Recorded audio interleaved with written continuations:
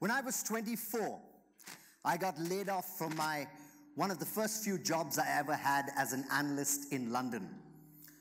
The whole process of being called and told over the phone that I no longer had a job left me with fear and shame.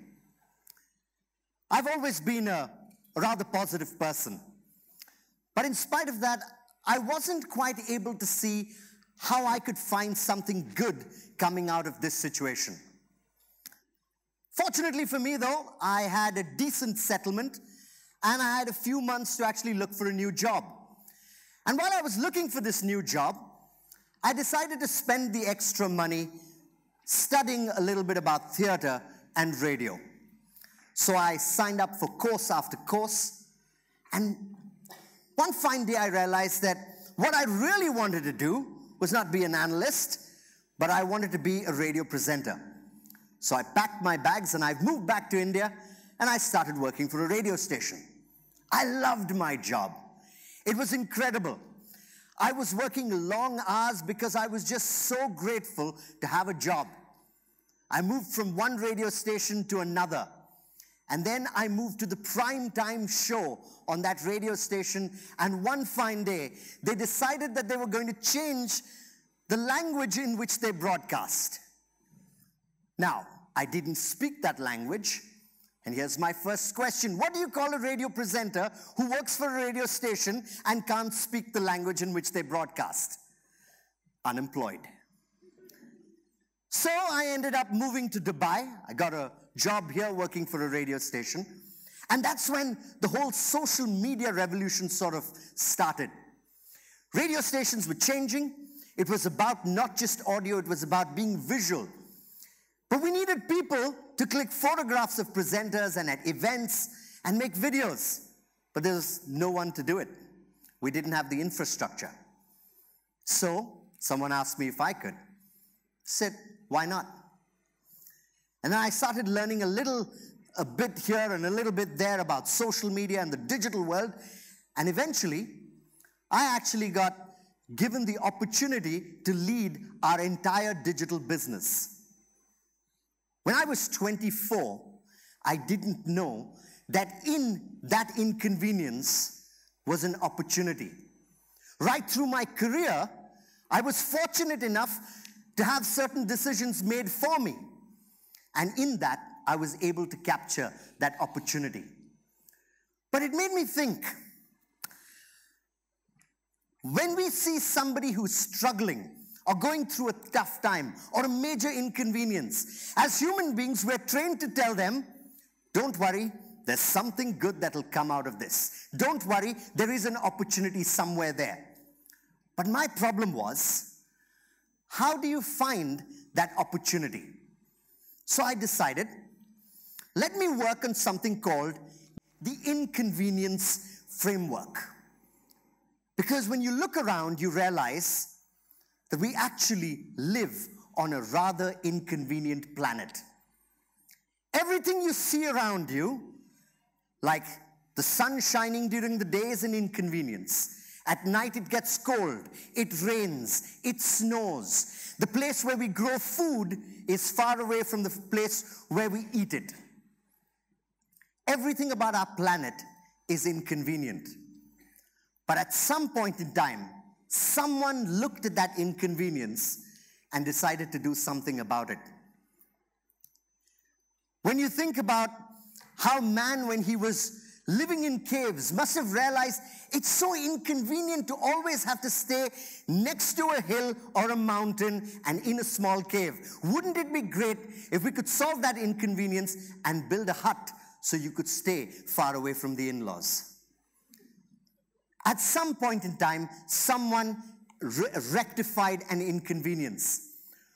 When the first man actually invented the wheel, he wouldn't have gone to his friend and said, behold the wheel, I have no idea what to do with it. The reality is, that wheel was meant to solve an inconvenience. It went on to be part of the wheelbarrow, and then became the most important part of our ground transportation today. So I decided, how about we work on a framework that can help us discover and find opportunities inside inconveniences. So,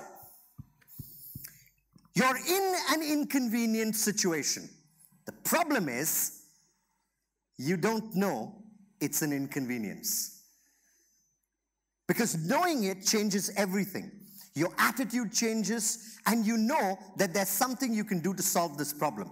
So, the first step in the inconvenience framework is to identify frustration. The thing is, frustration is connected with an inconvenience. And the great thing about frustration is it's the easiest thing to identify on earth, because it sounds something like this. Frustration has another sound, which is, ah.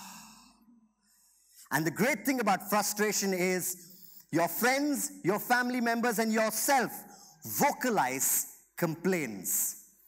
The moment you hear someone complaining, you should know that that is an inconvenience.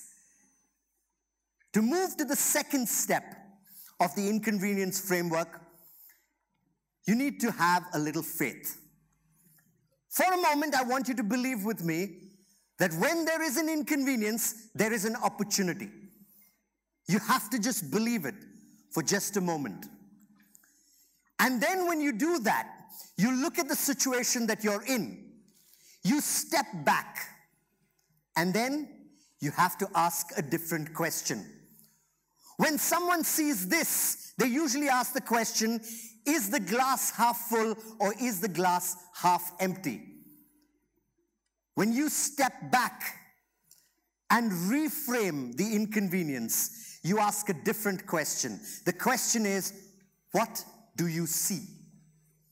Because when I ask you the question, what do you see? You have the freedom to tell me that you see a glass. It doesn't matter if it has water or not. If it does, I can drink it. If it doesn't, I can fill it. I can use it myself. I can share it with other people. But when you step back and you reframe the inconvenience, you don't see half empty or half full glasses. You see a reusable glass. So once you reframe the inconvenience, you're able to spot an opportunity. And when you spot the opportunity, you need to ask the question, how can I solve this inconvenience? How can I make this better? How can I challenge the status quo?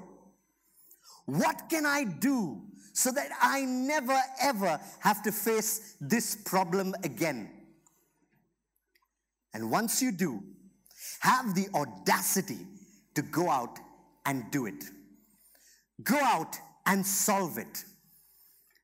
Think about our world. It's almost like a giant wall built of bricks. When you have the audacity to solve inconveniences, you realize that the people around you have also solved inconveniences in their lives. Everything that you see around you was someone finding a solution to an inconvenience. Much like a brick wall, where a giant brick wall is still made of individual bricks. Our world, that's an inconvenient planet, is made into a convenient place because someone solved one inconvenience, and another one, and another one, and another one. And what you see now is this giant wall. Have the audacity to do it. And then, in the inconvenience framework, you come to what I would think is the most interesting and exciting part, which is, ask the question, how can I share my solution with other people? And if you want to start a business, if you want to be an entrepreneur, ask the question, will others be willing to pay for my solution? Because if they are, you have an opportunity there. You are an innovator who can become an entrepreneur and who can make people's lives better. Isn't that what all businesses do? Think about it. What is the store called, that's at the end of your street called? A convenience store. Because it's meant to make your life more convenient. That's what innovation is all about. But if you want to take this to a whole new level, and you don't just want to be an innovator, an inventor, an entrepreneur, but you want to be a visionary, I'd suggest you do one more thing. Don't just look at the inconveniences of today. Look at the inconveniences of tomorrow, of 5 years down the line, of the next generation. And then have the courage to solve those inconveniences. Because by doing that, you are truly visionary. You don't just solve the problems of today, but you solve the problems of tomorrow. You don't just solve your own problems, but you solve the problems of your friends, your community, your nation, and your generation. So go out there and find an inconvenience. Thank you.